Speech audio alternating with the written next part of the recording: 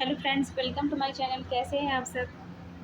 हमारी जो डेली की 5 क्वेश्चन की आंसर राइटिंग की सीरीज़ चलती है, उसी सीरीज़ में हमने उस सीरीज़ को होल्ड रख दिया है कब के लिए, जो आपका जो पीसीएस का जो प्री का एग्ज़ाम होने वाला है तब तक के लिए जो है हमने उस पर थोड़ा सा ब्रेक दे दिया है। अब हम इस टाइम पे क्या कर रहे हैं, जो आपकी प्रीलिम्स का जो एग्ज़ाम होने वाला है उस पर फोकस हो गए। पूरा प्रीलिम्स का जो है, जितने भी सब्जेक्ट आपके जो है प्रीलिम्स के एग्ज़ाम में आते हैं, जो कि जो है मोस्ट इम्पॉर्टेंट है, वो हम आपको जो है एक करके कंप्लीट करवाएंगे एग्ज़ाम से पहले। फिर जो आपका जो एग्ज़ाम हो जाता है उसके बाद में हमारी जो वो सीरीज़ है मेंस की, वो हम फिर से कंटिन्यू करेंगे। लेकिन इसके साथ में जो हमारी स्पेक्ट्रम और लक्ष्मीकांत की जो सीरीज़ है वो रेगुलर बेसिस पे चल रही है, जिसमें हम सबसे पहले चैप्टर कंप्लीट करवाते हैं। फिर उस चैप्टर से रिलेटेड 20 क्वेश्चन प्री में और 10 क्वेश्चन मेंस में पूरा फुल डिटेल में कवर करवाते हैं। आप लोग उसको जो है जाके देख सकते हैं, जिस किसी ने भी उसको नहीं देखा है।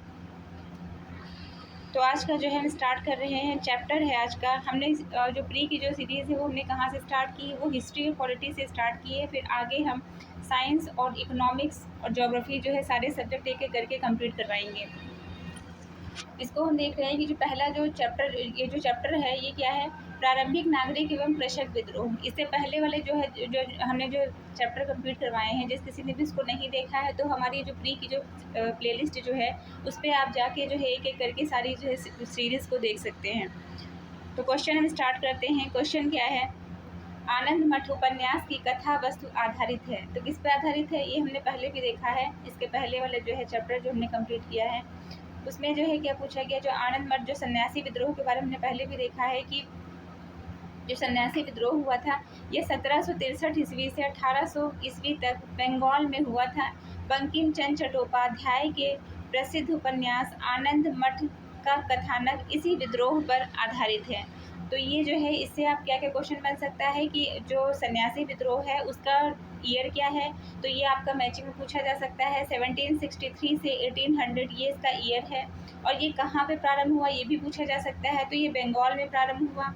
और इसका जो इसके बारे में जो उल्लेख किया गया है, यह जो है बंकिम चंद्र चट्टोपाध्याय का जो प्रसिद्ध उपन्यास है वो आनंद मठ का जो कथानक है इसी विद्रोह पर आधारित था। तो ये भी पूछा जा सकता है कि आनंद मठ जो है, आनंद मठ का जो आनंद मठ जो उपन्यास है वो किसके द्वारा जो है लिखा गया है, तो वो किसके द्वारा लिखा गया है, बंकिम चंद्र चट्टोपाध्याय के द्वारा। तो देखिए, इतने से जो है छोटे से बॉक्स में आपके जो है आगे आने वाले एग्जाम के लिए कितने सारे फैक्ट जो यहाँ से मोस्ट इम्पॉर्टेंट हैं। नेक्स्ट हम देखेंगे, काल में निम्नलिखित में से किस क्षेत्र में तालुकेदारों ने ब्रिटिश शासन के विरुद्ध विद्रोह किया। तो कौन सा जो है, यह अलीगढ़। ब्रिटिश काल में विद्रोह की एक लंबी श्रृंखला रही है, जो भारत में विभिन्न भागों में विभिन्न वर्गों के द्वारा किया गया है। इसी क्रम में 1814 से 1817 ईस्वी के बीच में अलीगढ़ के तालुकेदारों का अंग्रेजों के विरुद्ध विद्रोह महत्वपूर्ण था, जिसे आगे चलकर दबा दिया गया। नेक्स्ट हम देखेंगे, बंगाल में कृषक प्रजा पार्टी का नेता कौन था। तो कौन था, बंगाल में जो है कृषक प्रजा पार्टी का नेता थे खिज्र हयात खान, फजलुल हक जो थे वो क्या थे, बंगाल में कृषक प्रजा पार्टी के प्रमुख नेता थे। इसको हम बॉक्स में देखेंगे क्या लिखा है, भारत शासन अधिनियम 1935 के द्वारा भारतीयों को प्रांतीय शासन प्रबंध का अधिकार मिल गया। फलस्वरूप अनेक क्षेत्रीय पार्टियों का प्रादुर्भाव हुआ। पंजाब में अफसर हुसैन ने यूनियनिस्ट पार्टी तथा बंगाल में फजलुल हक ने कृषक प्रजा पार्टी की स्थापना की। बंगाल और मध्य प्रांत में अंबेडकर ने इंडिपेंडेंट लेबर पार्टी की स्थापना की। तो नेक्स्ट हम देखेंगे, नेक्स्ट क्वेश्चन क्या है, सूची 1 को सूची 2 से सुमेलित करना है, जो कि भी हमने देखा कि आपको जो है ईयर याद करना बहुत ज़्यादा इंपॉर्टेंट है। जो रंपा विद्रोह है वो रंपा विद्रोह का ईयर क्या है, 1879 से 80। क्या है, 1879 से 80। कौन सा विद्रोह है, रंपा विद्रोह है 1879 से 80। पावना जो विद्रोह है वो क्या है, 1873 से 76। पावना विद्रोह 1873 से 76। रंपा विद्रोह 1879 से 80। नेक्स्ट क्या है, बंगाल का नील विद्रोह 1859 से 60। फिर है जयंतिया विद्रोह 1860 से 63। नेक्स्ट हम देखेंगे, जो नील विद्रोह के बारे में कहाँ पे बताया गया है, ये जो दीनबंधु मित्र की जो है कृति है, उस नील दर्पण के में जो है नील विद्रोह का उल्लेख किया गया है। नेक्स्ट क्या है, 1859 में बंगाल में घटित नील विद्रोह के नेता का नाम इंगित कीजिए। तो कौन है, शिशिर कुमार घोष। बंगाल का नील आंदोलन की शुरुआत 1869 में ये कहाँ पे किया गया था, बंगाल के जो नादिया डिस्ट्रिक्ट था, इसके पहले भी हमने इसको जो है इसके बारे में पढ़ा है कि बंगाल का जो है जो नादिया डिस्ट्रिक्ट था, नादिया डिस्ट्रिक्ट के गोविंदपुर ग्राम में यह विद्रोह हुआ था। इसका ईयर जो है क्या था, 1859 से 1860। इस आंदोलन का नेतृत्व किसने किया, दिगंबर विश्वास और विष्णु विश्वास। अब ये देखिए आपके लिए क्या क्या फैक्ट इसमें बनता है। पहला जो क्वेश्चन इससे बन सकता है कि इसका जो है ईयर क्या है, जो कि अभी पूछा गया है, 1859 से 1860 इसका ईयर है। ये जो कहाँ से स्टार्ट हुआ, ये बंगाल से, डायरेक्ट बंगाल दिया होगा तो आप बंगाल लगाएंगे, बंगाल बिहार या जो है कहीं दिया हुआ है तो आप वहाँ पे बंगाल लगाएंगे। जब ये जो है फैक्ट में जैसे 3 से 4 जो है कथन दिए हुए हैं, उसमें अगर ये पूछा गया कि करके फैक्ट दिया गया है कि इसके बारे में कौन सा जो है फैक्ट सही नहीं है, तो उसमें जो है आपको ये पूछा जा सकता है कि ये जो है जो नील आंदोलन जो है ये कहाँ से स्टार्ट हुआ, तो ये बंगाल के जो है नादिया डिस्ट्रिक्ट, यहाँ डिस्ट्रिक्ट की जगह कोई और डिस्ट्रिक्ट का नाम दे देंगे और वहीं पे आपका फैक्ट जो है अगर आपको नहीं याद होगा तो आपका गलत हो जाएगा। तो इसमें क्या है कि जो है बंगाल के नादिया जिले के गोविंदपुर ग्राम से हुई।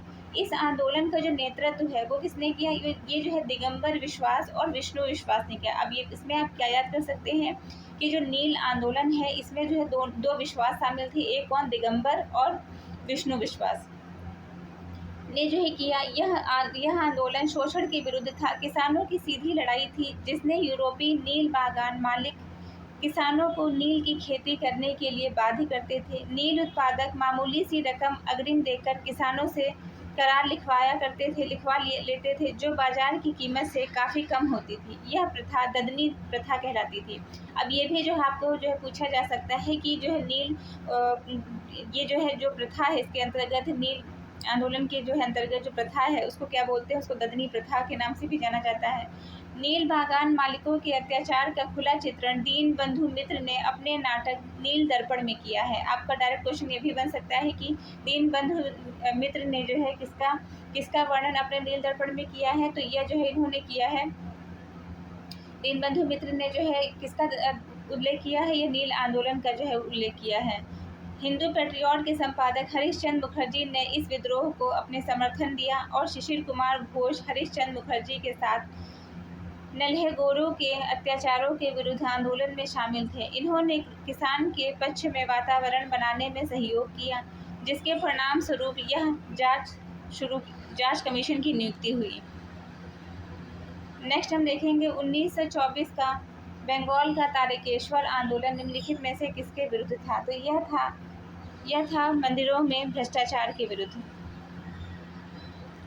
1924 का बंगाल का तारकेश्वर आंदोलन का संबंध मंदिरों में व्याप्त भ्रष्टाचार के विरुद्ध था। बंगाल में तारकेश्वर नामक स्थान पर मंदिर के महंत के खिलाफ भ्रष्टाचार के विरुद्ध यह सत्याग्रह तीर्थ यात्रियों के द्वारा किया गया। इसका स्वामी सच्चिदानंद द्वारा गिरफ्तारी देकर विरोध किया गया। नेक्स्ट क्या है, बिजौलिया विद्रोह। बिजौलिया आंदोलन किससे संबंधित था, तो यह राजस्थान से संबंधित था। यह राजस्थान के बिजौलिया क्षेत्र में चला था। मेवाड़ के बिजौलिया के जागीरदार किसानों ने 84 प्रकार के लगान वसूल करते थे। इसके अतिरिक्त किसानों को अपनी लड़की के विवाह पर 5 रुपये इन्हें देने पड़ते थे। 1913 में सारे बिजौलिया क्षेत्र के किसानों ने लगान नहीं अदा किया, न ही भूमि पर खेती की। इस आंदोलन के प्रारंभिक नेता चारण और ब्रह्मदेव थे। नेक्स्ट हम देखेंगे 1921 का मोपला विद्रोह। यह किससे संबंधित है, केरल का मालाबार। मोपला विद्रोह केरल के मालाबार क्षेत्र में 1921 में हुआ। यहाँ पर काश्तकार अधिकतर बटाईदार मुसलमान थे तथा जमींदार अधिकतर हिंदू थे।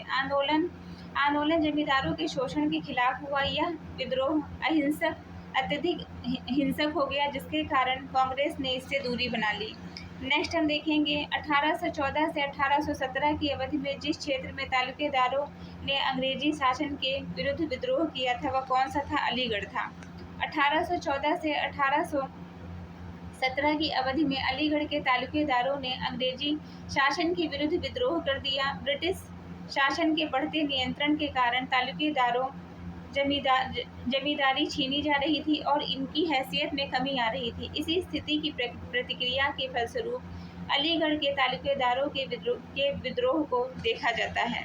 नेक्स्ट हम देखेंगे सामाजिक एवं धार्मिक सुधार आंदोलन। इसको हम एक एक करके देखेंगे। वैकोम सत्याग्रह के संदर्भ में निम्नलिखित में से कौन सा कथन सत्य है? तो यह जो है त्रावणकोर में शुरू किया गया। यह केरल में नमक कर के खिलाफ था। तो इसमें क्या है, पहला एक जो है सही है। वैकोम जो सत्याग्रह था ये 1924 से 1925। अब ये जो ईयर है ये आपके लिए जो है मोस्ट इम्पॉर्टेंट है, आगे आने वाले जो है एग्ज़ाम में आपके बन सकता है कि इसकी शुरुआत कहाँ से की गई, जो कि अभी पूछा गया है कि केरल के त्रावणकोर से जो है किया गया। यह सत्याग्रह का जो उद्देश्य था वो क्या था? अस्पृश्यता की कुप्रथा का विरोध तथा उन्मूलन करना था। इसका उद्देश्य क्या था? अस्पृश्यता की जो है कुप्रथा, अस्पृश्यता जैसी जो छुआछूत जैसी जो कुप्रथा है उसको जो है समाप्त करना। नेक्स्ट हम देखेंगे पुनर्जागरण निम्नलिखित में से किस एक अवधारणा पर अवलंबित है? तो पुनर्जागरण किस पे जो है अवलंबित है? मनुष्य इस सृष्टि का केंद्र है। पुनर्जागरण इस अवधारणा पर आधारित है कि मनुष्य जो है इस सृष्टि का केंद्र है। 14वीं से लेकर 16वीं शताब्दी में यूरोप में एक नई चेतना जागृत हुई। इस चेतना ने मनुष्य को मध्यकालीन अंधकार से निकालकर आधुनिक सामाजिक और वैज्ञानिक युग का सूत्रपात किया। इस चेतना के केंद्र में परलोक के स्थान पर मानव को स्थापित किया गया है। यहीं से मानववाद एक प्रमुख सिद्धांत के तौर पर स्थापित हुआ है। नेक्स्ट क्वेश्चन हम देखेंगे निम्नलिखित में से किसको विधवा पुनर्विवाह कानून के निर्माण में सहायक होने का श्रेय मिला है? तो किसको मिला है? ईश्वर चंद्र विद्यासागर को विधवा पुनर्विवाह कलकत्ता के संस्कृत कॉलेज के आचार्य ईश्वर चंद्र विद्यासागर ने यह प्रमाणित करने का प्रयास किया कि वेदों में विधवा विवाह को मान्यता दी गई है।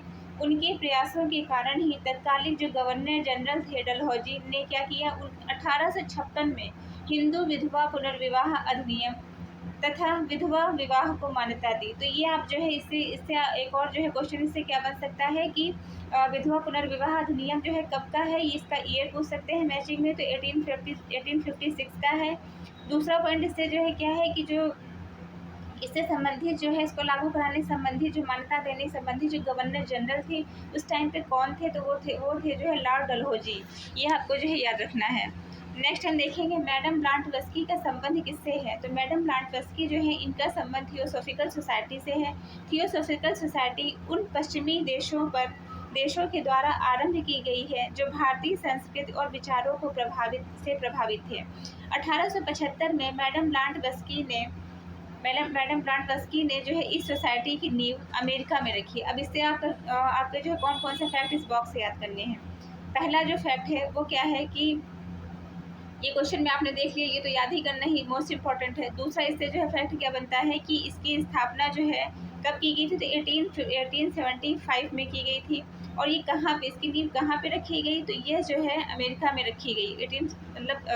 ये जो है जो थियोसॉफिकल सोसाइटी उन पश्चिमी देशों द्वारा आरंभ की गई थी जो भारतीय संस्कृति या विचारों से प्रभावित थे। मतलब जो यहाँ की संस्कृति से और यहाँ के विचारों से प्रभावित थे। तो इसकी जो है क्या किया, 1875 में मैडम ब्लांटवस्की ने इस सोसाइटी की नींव कहाँ पर रखी? अमेरिका में रखी।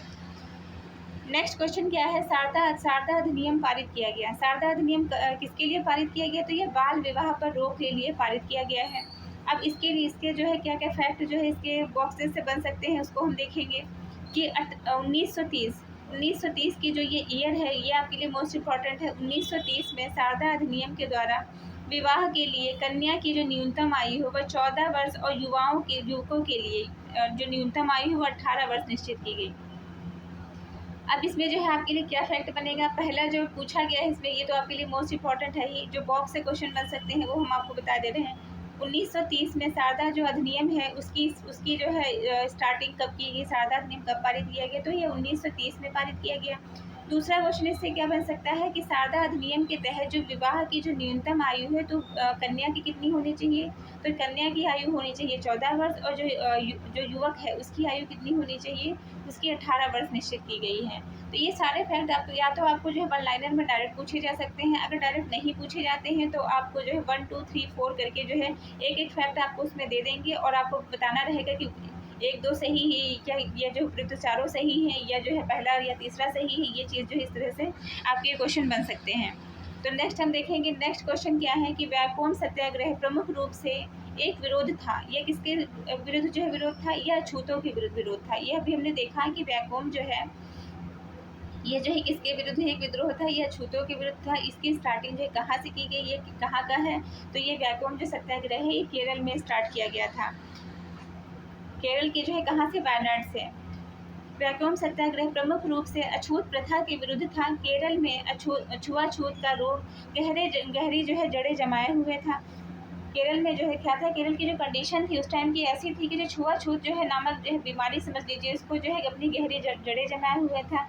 दलित वर्ग यानी अवर्ण, जिनकी कोई जाति नहीं थी, जो बाद में हरिजन कहलाए, इस सामाजिक कुरीतियों के शिकार थे। ये अछूत तो माने जाते थे, स्वर्णों के नज़दीक भी, मतलब ये अछूत तो माने जाते ही थे, बल्कि ये जो है इसके साथ में स्वर्णों के नज़दीक भी नहीं भटक सकते थे। त्रावणकोर के एक गांव व्याकोम से इस आंदोलन की जो है शुरुआत हुई। तो कहाँ से हुआ है, केरल के जो है त्रावणकोर के एक गांव से इसकी शुरुआत हुई है। नेक्स्ट हम देखेंगे परमहंस मंडली निम्नलिखित में से कहाँ का एक सुधारवादी संगठन है। तो परमहंस मंडली कहाँ का है, यह महाराष्ट्र का है। अब इसको हम डिटेल में देखेंगे, इससे जो है आपके बॉक्सेस से क्या क्या क्वेश्चन जो है बन सकते हैं। 1849 में महाराष्ट्र में परमहंस मंडली की स्थापना की गई। इसके संस्थापक आस्तिक थे तथा मूल रूप से उनकी दिलचस्पी जात पात के बंधनों को तोड़ने में थी। जब उनकी बैठक होती थी तब इसके जो सदस्य हैं यथाकथित नीच जातियों के हाथ का पकाया हुआ भोजन करते थे। मतलब ये जो है ऐसा क्यों करते थे, इस वजह से ऐसा करते थे कि ताकि जो जात पात जैसी जो समाज में जो कुरीतियाँ जो विद्यमान है, तो उसको क्या किया जाए, उसको जो है दूर किया जाए और लोगों के प्रति जो है लोगों में जागरूकता फैलाई जाए। विधवा विवाह एवं स्त्री शिक्षा में भी ये विश्वास करते थे। इस मंडली की शाखाएं पूना, सतारा और महाराष्ट्र के अन्य नगरों में स्थापित हुई हैं। तो इसमें हमने क्या देखा, जो पहला जो क्वेश्चन जो कि क्वेश्चन में पूछा गया है, जो आपका मोस्ट इंपॉर्टेंट है, जो रिपीट अगर हो जाता है तो आपका जो डायरेक्ट इस क्वेश्चन पूछा जा सकता है कि परमहंस मंडली निम्नलिखित में से कहाँ का एक सुधारवादी संगठन था, तो यह महाराष्ट्र का था, पहला क्वेश्चन। दूसरा क्या है कि इसकी जो स्थापना है ये जो है कब की गई, तो ये 1849 में इसकी स्थापना की गई। इसके संस्थापक पूछे जा सकते हैं। अब ये जो सारे जो फैक्ट हैं ये हम आपको एक एक करके बता रहे हैं, आप लोग इसको ध्यान रखिएगा, क्योंकि ये सारे फैक्ट अगर आने वाला आपका जो एग्ज़ाम है उसमें आपका जो है इसी बॉक्सेस से लेके 4 पॉइंट उठा के रख दिया, तो आप लोगों को जो है अगर याद नहीं होगा तो आप लोगों को करने में दिक्कत होगी। अगर डायरेक्ट क्वेश्चन पूछा जाता है तो डायरेक्ट यही पूछ लिया जा सकता है कि जो है इसकी परमहंस मंडली की जो है स्थापना किस ईयर में हुई थी, तो 1849 में हुई थी। या कभी कभी जो है मैचिंग में पूछा जाता है तो परमहंस मंडली दिया रहेगा, सामने जो है ईयर दिए रहेंगे, 3-4 पॉइंट और दिए रहेंगे, तो उसको आपको मैचिंग में दिखाना होगा। नेक्स्ट क्या है, अगर 1 2 3 4 करके जो लाइनिंग मतलब क्वेश्चन कई टाइप से बनते हैं, आप इसको जो ध्यान से सुनिए। पहला क्या है कि अगर जो है कथन पूछा जाता है, कथन पूछा जाएगा, कथन है और कारण है, कथन और कारण दोनों की बात की गई है, तो कथन जो है कारण से रिलेट होना चाहिए। कभी कभी होता है कि 1 और 2 दोनों पॉइंट दिए हुए हैं, मान लीजिए कथन दिया हुआ है, कारण दिया है, तो कथन के जो पॉइंट उसमें लिखा हुआ जो फैक्ट है वो भी सही है और जो कारण में जो फैक्ट लिखा है वो भी सही है, किंतु जो है कथन और कारण उन दोनों का जो है आपस में कोई रिलेशन नहीं है। तो यहाँ पे क्या होगा कि कथन और कारण दोनों सही है, किंतु जो है कारण कथन की सही व्याख्या नहीं करता है। तो इस तरह से जो क्वेश्चन होते हैं वो इस टाइप से अटेम्प्ट किए जाते हैं। दूसरा क्वेश्चन आपका किस तरह बनता है, एक तो डायरेक्ट क्वेश्चन बन जाता है कि आपका इजली वे में जैसे ये क्वेश्चन पूछा गया है कि परमहंस मंडली निम्नलिखित में से कहाँ का एक सुधारवादी संगठन था, ये डायरेक्ट क्वेश्चन पूछा गया है, आपको इसमें डायरेक्ट आंसर लिखना है। थर्ड पॉइंट जो क्वेश्चन बनता है वो किस टाइप से बन सकता है कि आपको सारे फैक्ट दे दिए रहेंगे। जैसे मान लीजिए जो परमहंस मंडली का जो क्वेश्चन है, अगर थर्ड पॉइंट वाला जो क्वेश्चन इस तरह बनेगा कि मान लीजिए से पूछा जाता है कि परमहंस मंडली के जो है परमहंस मंडली का जो संगठन था, सुधारवादी जो संगठन था, ये कहाँ का, ये मतलब महाराष्ट्र का संगठन था, पहला पॉइंट। दूसरा पॉइंट उसी में जो क्वेश्चन में रहेगा, जो दूसरा पॉइंट के मतलब जो आंसर है उसका दूसरा पॉइंट क्या रहेगा कि इसके जो संस्थापक थे वो कौन थे, आस्तिक थे। तो इसके संस्थापक आस्तिक थे, या तो इसकी जगह ये कहा जा सकता है कि जो इसके संस्थापक थे वो नास्तिक थे। तो अगर जो है आस्तिक कहेंगे तो आप जो है बोल सकते हैं कि हाँ एक दो दोनों सही हैं, और लेकिन जो है अगर यहाँ नास्तिक की बात आती है तो अगर आपको नहीं पता होगा तो आपका ये आंसर जो है गलत हो जाएगा। तो यहाँ पे क्या है, इनके संस्थापक आस्तिक थे। नेक्स्ट क्या है, दूसरा क्या है कि ये जो है ये किस लिए जो है स्टार्ट किया गया, ये इनका जो मूल रूप था, उनकी जो दिलचस्पी थी वो किसमें थी, जात पात के बंधनों को तोड़ना। अब ये भी जो है थर्ड पॉइंट आपको रख दिया जाएगा कि इनका जो है ये जो परमहंस मंडली थी, इनकी जो मेन जो दिलचस्पी थी वो जात पात के बंधनों को तोड़ने में थी, तीसरा पॉइंट। चौथा पॉइंट आपका जो है रख दिया जाएगा कि इसकी शाखाएं कहाँ पे खोली गई हैं, यह महाराष्ट्र के पूना सतारा और यह पूना सतारा जो है ये कहाँ पे खोली गई है, पूना में, सतारा और महाराष्ट्र के अन्य नगरों में भी स्थापित की गई है। तो इस तरह के फैक्ट दे दिए जाएंगे। तो आपका जो है क्या है, चारों पॉइंट आपके जो है आप लास्ट में क्या लिखेंगे, उपयुक्त जो है वहाँ पे जो है टिक करेंगे कि उपयुक्त जो है चारों जो पॉइंट जो दिए गए हैं वो चारों सही हैं। तो इस तरह से आपके क्वेश्चन बन सकते हैं, आप लोग इसको जो है सही से करने का कोशिश करिएगा। नेक्स्ट क्या है, नेक्स्ट हम देखेंगे, नेक्स्ट क्वेश्चन है कि 19वीं सदी का वह समाज सुधारक जिसने जोरदार ढंग से विधवा पुनर्विवाह का समर्थन किया वो कौन सा था, ईश्वर चंद्र विद्यासागर। अब ये आपका जो है डायरेक्ट इसका क्वेश्चन पूछा गया है, कई बार आपका मैचिंग में पूछ दिया जाता है कि आपको दिया रहेगा आगे जो है उसमें आपको मैचिंग करना रहेगा। तो इसको हम बॉक्स में देखेंगे कि ईश्वर चंद्र विद्यासागर ने 19वीं शताब्दी में विधवा पुनर्विवाह पर जोरदार समर्थन किया। इन्हीं के प्रयास से विधवा पुनर्विवाह अधिनियम 1856 पास हुआ, जिसके माध्यम से विधवा विवाह को कानूनी मान्यता मिली। राजा राम मोहन राय को आधुनिक पुनर्जागरण का पिता कहा जाता है। अब ये डायरेक्ट क्वेश्चन इससे क्या क्या क्वेश्चन बन सकते हैं। पहला जो पॉइंट है जो आपको जो है इस बॉक्सेस से इम्पोर्टेंट मतलब आप जो है हम आपको बताते रहेंगे कि आपको जो है जो बॉक्स हम बता रहे हैं उस बॉक्स से कौन सा फैक्ट है जो आपको ज़्यादा उस पर ध्यान देना है। तो पहला क्या है कि इन्होंने जो है जो कि इसमें पूछा गया है कि विधवा पुनर्विवाह का समर्थन किया, तो ये तो आपका पूछा ही जा चुका है। दूसरा क्वेश्चन क्या बन सकता है इससे कि विधवा पुनर्विवाह अधिनियम कब पास हुआ, तो ये कब पास हुआ, 1856 में। तीसरा पॉइंट जो इससे इम्पोर्टेंट है कि इसके अंतर्गत जो है विधवा कानून को मान्यता दी गई। इसमें जो है क्या जो तीसरा पॉइंट है वो क्या है कि आधुनिक पुनर्जागरण का पिता किसे कहा जाता है, आधुनिक पुनर्जागरण के पिता के रूप में किसे जाना जाता है, तो राजा राम मोहन राय को। या दूसरा जो है पूछा जा सकता है कि राजा राम मोहन राय को जो है किसके पिता के रूप में जाना जाता है, तो आधुनिक पुनर्जागरण के पिता के रूप में जाना जाता है। या फोर्थ पॉइंट जो है आपके लिए जो मोस्ट इम्पॉर्टेंट है कि 1828 में इन्होंने ब्रह्म समाज की स्थापना की। क्या किया, पहला जो इससे इम्पोर्टेंट जो फैक्ट है इस बॉक्स से जो पहला इम्पोर्टेंट फैक्ट है वो क्या है कि विधवा पुनर्विवाह अधिनियम कब पारित किया गया, 1856 में पारित किया गया। दूसरा जो है कि ईश्वर चंद्र विद्यासागर ने क्या किया, विधवा पुनर्विवाह के समर्थन पर जो है जोरदार समर्थन किया। तीसरा पॉइंट है कि राजा राम मोहन राय को आधुनिक पुनर्जागरण का पिता कहा जाता है। चौथा पॉइंट है कि 1828 में ब्रह्म समाज की स्थापना की गई है। इन्होंने मतलब राजा राम मोहन राय के द्वारा ही 1828 में ब्रह्म समाज की स्थापना की गई। नेक्स्ट क्वेश्चन हम देखेंगे, 1906 में बम्बई में प्रथम भारतीय महिला विश्वविद्यालय की स्थापना के पीछे महान शक्ति कौन थी, तो कौन थे, डी के कर्वे सर्वप्रथम महिला विश्वविद्यालय की स्थापना बम्बई में 1906 में की। अब ये जो है आपको यहाँ दिया हुआ है, अगर मान लीजिए नहीं इसको जो याद ही करना है कि 1906 में की गई थी, कहाँ पे, बम्बई में, प्रथम भारतीय महिला विश्वविद्यालय की स्थापना। अब आपको डायरेक्ट क्वेश्चन पूछा जा सकता है कि डी के कर्वे के द्वारा जो है प्रथम भारतीय महिला विश्वविद्यालय की स्थापना कब की गई, तो 1906 में की गई। कहाँ पे की गई, तो बम्बई में की गई। इन्होंने शिक्षा के साथ विधवा विवाह के क्षेत्र में महत्वपूर्ण भूमिका का निर्वहन किया। इन्होंने 1893 में विधवा विवाह मंडली तथा 1899 में पूना में विधवा आश्रम की स्थापना की।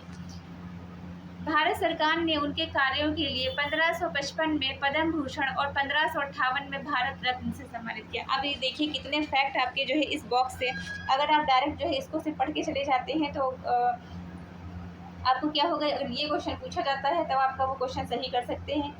इसीलिए कहते हैं कि जो ये बॉक्सेस दिए होते हैं उनको डिटेल में पढ़ना बहुत ज़रूरी होता है, क्योंकि वो आगे हमारे आने वाले एग्ज़ाम के लिए मोस्ट इम्पॉर्टेंट जो फैक्ट होते हैं उससे पूछे जा सकते हैं। तो इसको हम देखेंगे कि पहला जो है क्या, पहला जो फैक्ट इससे बनता है कि डी.के. कर्वे ने सर्वप्रथम महिला विश्वविद्यालय की स्थापना 1906 में की, कहाँ पे जो है कि मुंबई में की। दूसरा फैक्ट क्या है कि इन्होंने जो है इन्होंने क्या किया, इन्होंने 1893 में विधवा विवाह मंडली की और 1899 में पूना में विधवा आश्रम की स्थापना की। 1893 में क्या किया, विधवा विवाह मंडली की स्थापना की और 1899 में पूना में ही विधवा आश्रम की स्थापना की। भारत सरकार ने उनके कार्यों के लिए 1955 में 1893 में इन्होंने विधवा विवाह मंडली की स्थापना और 1899 में पूना में विधवा आश्रम की स्थापना की। भारत सरकार ने उन्हें उनके कार्यों के लिए 1955 में पद्म भूषण और 1958 में भारत रत्न से सम्मानित किया। तो ये सारे फैक्ट आपके जो है आगे आने वाले एग्जाम के लिए मोस्ट इम्पॉर्टेंट हैं। नेक्स्ट क्वेश्चन हम देखेंगे, 1891 के हिंदू विवाह अधिनियम की स्वीकृति को पूरा करने में निम्नलिखित में से कौन सा सहायक था? तो कौन था? बेहराम जी मालाबारी। बेहराम जी मालाबारी एक समाज सुधारक थे जिन्होंने इंडियन स्पेक्टेटर तथा वॉइस ऑफ इंडिया नामक पत्र का संपादन किया। वे हिंदू विवाह अधिनियम 1891 के प्रबल पक्षधर थे। इस अधिनियम के द्वारा लड़कियों के विवाह की न्यूनतम आयु 12 वर्ष कर दी गई। इसमें क्या क्या फैक्ट बनेंगे? पहला जो है, जो कि आपके क्वेश्चन में पूछा गया है, ये तो आपको याद रखना ही है कि 1891 में हिंदू विवाह अधिनियम की स्वीकृति को पूरा करने में निम्नलिखित में से कौन सहायक रहे? तो कौन सहायक रहे? बेहराम जी मालाबारी। दूसरा पॉइंट क्या है जो कि मोस्ट इम्पॉर्टेंट है, इन्होंने इंडियन स्पेक्टेटर तथा वॉइस ऑफ इंडिया नामक पत्र का संपादन किया। अब ये डायरेक्ट पूछा जा सकता है, डायरेक्ट अगर ये भी डायरेक्ट जो है वन लाइनर में ना पूछा गया तो मैचिंग में दे दिया गया कि वॉइस ऑफ इंडिया का जो है इसको मैच करिए कि किसने जो इसका संपादन किया है। यह इंडियन जो है स्पेक्टेटर जो है किसने संपादन किया है। दूसरा जो पॉइंट इससे बनेगा कि वे हिंदू विवाह अधिनियम 1891 में प्रबल पक्षधर थे। इस अधिनियम के द्वारा, मतलब ये जो अधिनियम जो पारित किया गया है 1891 का जो हिंदू विवाह अधिनियम पारित किया गया है, तो उसके अंतर्गत जो लड़कियों की विवाह की जो न्यूनतम आयु थी वो कितनी रखी गई थी? तो उसके अंतर्गत जो है क्या था, 12 वर्ष रखी गई थी। और जो शारदा जो है जो एक्ट था उसके अंतर्गत जो है लड़कियों की विवाह की आयु 14 वर्ष और लड़कों की विवाह की आयु कितनी रखी गई है? 18 वर्ष रखी गई है। नेक्स्ट हम देखेंगे, ईश्वर चंद्र विद्यासागर निम्नलिखित में से किस स्त्री सुधार से विशेष रूप से संबंधित है? तो ये किससे संबंधित है? ये जो नारी शिक्षा से संबंधित है। ईश्वर चंद्र विद्यासागर बंगाल के प्रसिद्ध शिक्षाविदी और समाज सुधारक थे। इन्होंने विधवा पुनर्विवाह तथा स्त्री शिक्षा पर विशेष बल दिया। इन्हीं के प्रयास से विधवा पुनर्विवाह अधिनियम 1856 पारित किया गया। इन्होंने बालिका शिक्षा को बढ़ावा देने के लिए अनेक विद्यालय खोले। एक शिक्षक के रूप में इनको पढ़ाने में महत्वपूर्ण योगदान था। अब ये जो हमने पहले ही देखा कि विधवा पुनर्विवाह अधिनियम कब पारित किया गया? 1856। नेक्स्ट क्वेश्चन क्या है, निम्नलिखित में से किस भारतीय सामाजिक धार्मिक आंदोलन ने भारत भारतीयों के लिए है क्या नारा दिया? किसने दिया है? यह आर्य समाज ने नारा दिया है। अब ये भी डायरेक्ट क्वेश्चन पूछा जा सकता है इसका घुमा के कि आर्य समाज में जो है क्या नारा दिया गया है? सामाजिक धार्मिक आंदोलन के लिए जो है क्या नारा दिया गया है? तो ये नारा दिया गया है कि भारत जो है वह भारतीयों के लिए है। आर्य समाज की स्थापना 1875 में दयानंद सरस्वती के द्वारा की गई। इनका नारा था भारत भारतीयों के लिए है, वेदों की ओर लौटो। आर्य समाज में 1863 में शुद्धिकरण आंदोलन चलाया गया। अब ये जो देखिए इसमें क्या क्या क्वेश्चन जो है आपके लिए आगे आने वाले एग्जाम में बन सकता है। पहला जो फैक्ट है जो कि मोस्ट इम्पॉर्टेंट है कि आर्य समाज में निम्नलिखित में से जो है सामाजिक धार्मिक आंदोलन में से जो है क्या नारा दिया गया? आर्य समाज पहला है भारत भारतीयों के लिए है। फिर दूसरा क्या है? दूसरा पॉइंट जिससे इम्पोर्टेंट है कि आर्य समाज की स्थापना 1875 में की गई है। इसके संस्थापक कौन है? ये भी इम्पोर्टेंट है। दयानंद सरस्वती इनके संस्थापक हैं। जो कि मोस्ट इम्पॉर्टेंट है वो क्या है कि इन्होंने 2 नारे दिए हैं, भारत भारतीयों के लिए, दूसरा वेदों की ओर लौटो। ये भी बहुत पूछा जाता है, वेदों की ओर लौटो किससे संबंधित है, कौन से समाज से संबंधित है? तो ये आर्य समाज से संबंधित है। फिर जो नेक्स्ट जो इससे पॉइंट इम्पोर्टेंट बनता है कि आर्य समाज ने 1863 में शुद्धिकरण आंदोलन चलाया। कब चलाया? 1863 में। नेक्स्ट क्वेश्चन हम देखेंगे, 1809 में राजा राम मोहन राय ने अपनी प्रसिद्ध पुस्तक गिफ्ट टू मोनोथिस्ट निम्नलिखित में से किस भाषा में लिखा है? तो इसको लिखा है फारसी भाषा में। 1809 में राजा राम मोहन राय ने अपनी जो प्रसिद्ध पुस्तक है गिफ्ट टू मोनोथिस्ट निम्नलिखित में से किस भाषा में लिखा है? यह लिखा है फारसी भाषा में। राजा राम मोहन राय 1809 में प्रसिद्ध पुस्तक गिफ्ट टू मोनोथिस्ट एक ईश्वरवादियों को उपहार फारसी भाषा में लिखी है। इन्होंने 1815 में आत्मीय सभा, 1828 में ब्रह्म सभा की स्थापना की। अब इनको जो है क्या देखेंगे कि जो 1800 जो है राजा राम मोहन राय ने क्या किया, 1809 में प्रसिद्ध पुस्तक गिफ्ट टू मोनोथिस्ट मतलब एक ईश्वरवादियों को उपहार नामक जो पुस्तक लिखी वह फारसी भाषा में लिखी। एक ये फैक्ट इंपॉर्टेंट है। दूसरा क्या है, इन्होंने आत्मीय सभा की स्थापना, एक डायरेक्ट यही पूछा जा सकता है कि आत्मीय सभा की स्थापना किसने की है, ये मैचिंग में पूछा जा सकता है, वन लाइनर में भी आ सकता है या किसी फैक्ट के बीच में भी दिया जा सकता है। तो किसने की है? आत्मीय सभा और ब्रह्म सभा की स्थापना राजा राम मोहन राय ने की। आत्मीय सभा की स्थापना जो है 1815 में की है और ब्रह्म सभा की स्थापना 1828 में की है। नेक्स्ट हम देखेंगे थियोसॉफिकल सोसाइटी के अनुयायी किस भारतीय दर्शन में विश्वास करते थे? यह जो है सांख्य दर्शन में विश्वास करते थे।